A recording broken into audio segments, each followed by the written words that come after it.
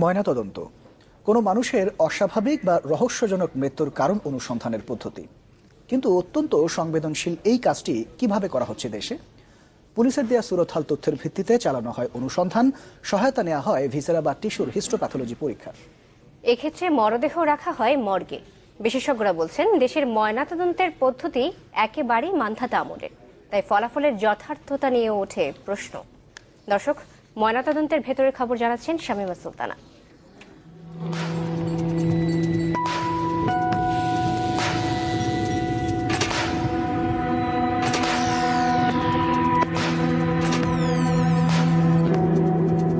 এটি ইংল্যান্ডের একটি মর্চুয়ারি বা মর্গ। বলা যায় মানুষের মৃত্যুর রহস্য উদ্ঘাটনের ঘর। এখানে যেমন আছে অত্যাধুনিক যন্ত্রপাতি, তেমনি ময়নাতদন্তের প্রতিটি ধাপ সুচারুভাবে সম্পন্ন করা হয় অত্যন্ত দক্ষ হাতে। এ ধরনের উন্নত মর্গগুলোতে ময়নাতদন্তের জন্য থাকে অটোপসি টেবিল, রয়েছে এক্সরে মেশিন, ভিসেরা অথবা টিস্যুর হিস্টোলজি পরীক্ষার ব্যবস্থাও আছে। আর তাই মরদেহের সৌন্দর্য থাকে ঠিকঠাক, ফলাফলও আসে নিখুঁত। দেশের বাইরে কি করে ওরা এক্সরে করে নেয়। এক্সরে করলে কি হয়, আপনার কাটা ছিঁড়াকে আপনি বুঝতে পারবেন শরীরের কোথায় কোন জায়গায় আপনার ফ্র্যাকচার আছে, হাড়। কিন্তু আমাদের দেশে এক্সরে ব্যবস্থা নাই দেখে আমি কি হয়, একটা বুলেট ইঞ্জুরি যদি আমার কাছে আসে, আমি পুরো বডিটা কাটবো। পুরো বডিটা কাটার পর দেখা গেছে আমি ওই সাগরে যেমন একটা সাঁতার না জানা লোক হাতড়িয়ে বেড়া, আমাকে ওইরকম হাতড়াইতে হয়। এদেশের মর্গের চিত্র একেবারে বিপরীত।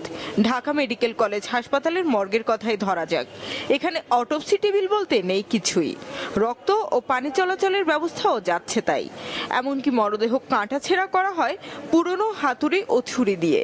নেই দক্ষ মেডিকেল অ্যাসিস্ট্যান্ট, তবে সম্প্রতি যোগ হয়েছে কয়েকটি রেফ্রিজারেটর। পোস্টমর্টম করবার একটা অটোপসি টেবিল লাগে, একটা আধুনিক একটা অটোপসি টেবিল থাকে। আবার ড্রেনেজ হওয়ার জন্য একটা সুন্দর একটা ব্যবস্থা থাকে। বডির এক একটা পার্টস কাটার জন্য এক একটা জিনিস আছে। যেমন আমার পেট কাটার জন্য আমার নাইফ আছে, আমার মাথা কাটার জন্য আমার ইলেকট্রিক্যাল স আছে। স্পেসিফিক ইনস্ট্রুমেন্ট যেটার জন্য যা দরকার, ওই ইনস্ট্রুমেন্টগুলো আমাদের দরকার।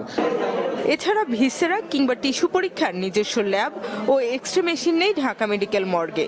তাই ভিসেরা পরীক্ষার জন্য দ্বারস্থ হতে হয় পুলিশের অপরাধ তদন্ত বিভাগ সিআইডির ফরেনসিক ল্যাবে।